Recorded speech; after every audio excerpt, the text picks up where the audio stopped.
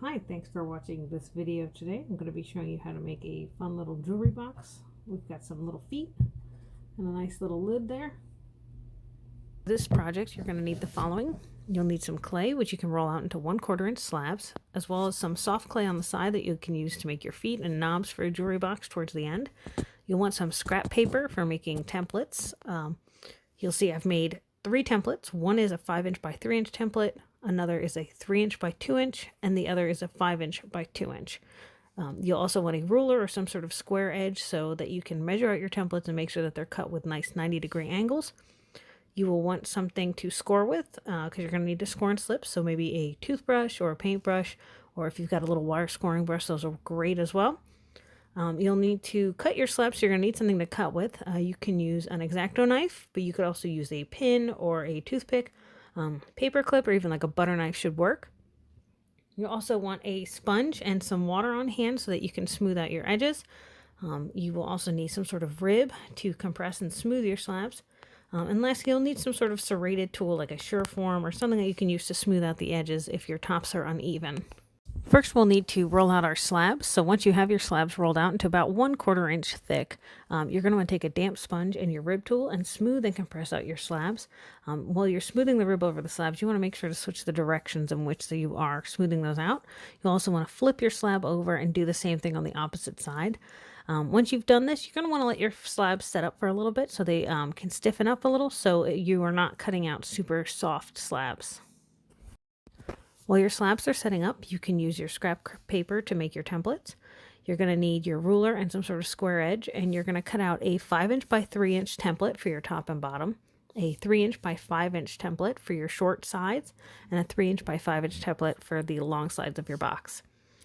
You can then get your cutting tools and your slabs, and you're going to go ahead and cut out 2 of each of those templates. So all in all, you should have 6 little rectangular slabs cut out. You can save some of that slab scraps to set aside because we're going to use those later to make little corners on the inside of our lids. So once you've got your pieces cut out, we're going to start assembling. You're going to want to start to assemble on one of the 5" by 3" slabs. We can put the second 5" by 3" slab aside. We're going to use that later as the lid for our box. So before you start to score and slip the sides, you're going to want to take your cutting tool and bevel the edges of your slabs. You don't need to do this to the box bottom or to the box lid, so that those 5" by 3" ones you do not need to bevel, but the sides are going to want to be beveled just a little bit on the edges so that when you put them together, you won't have overlapping slabs, and that can kind of help hold that piece together, and you won't have any weird like thick spots or spots where your slabs hang over. When you're putting your slabs together, you're going to want to score and slip the edges and make sure to add some pressure to those as you're placing them together. So you want to score and slip the bottoms where they're coming, in contact with the bottom of your piece. And you want to score and slip the edges where each little corner slab is coming together. And again, compressing those and kind of smoothing those out together so you get a nice tight fit. Once you've gone ahead and attached all your sides and you've got this nice little box set up, you're going to probably need to level the top a little bit. If your edges weren't completely straight, you might have some edges that set a little bit above the others. You can go ahead and level that out using your Sureform or shredding tool. You can also get away just using your cutting tool and kind of going gently around the edges and trying to smooth those out the best you can, cutting away whatever excess might be lingering at that top edge. So once you've got your top all leveled out and seems pretty even, you can go ahead and take your sponge and kind of smooth around the rough edges of the lip and on the inside of your box. You can go ahead and use your sponge, you can use your fingertip, you could even use your rib to do this. I then like to take a little brush and kind of smooth out the insides, or even just using my finger where all my edges meet on the inside of the box. You can then smooth out the outside of your box by using your rib and a sponge and just kind of smoothing over those rough edges. If your clay is soft enough that it could be misshapen at this point, you want to wait a little bit before you start adding any pressure to the exterior. Otherwise, you're going to warp those edges. But if you have your box and it has set up a little bit more, you can use your shredding tool even to kind of smooth out any edges that seem to bump or bulge. Once you've assembled your box, we can go back to the lid. So you want to bring that 3 by 5" slab over to your workspace, and you're going to want to grab some of that slab scrap that you have, You're going to cut a couple thin strips out of that. You'll want about 8 altogether, no longer than about a half an inch.